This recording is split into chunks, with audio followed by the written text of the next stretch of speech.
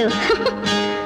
భాష లేనిది బంధమున్నది, మన ఇద్దరినీ జతకూర్చినది, మన ఇద్దరినీ జతకూర్చినది.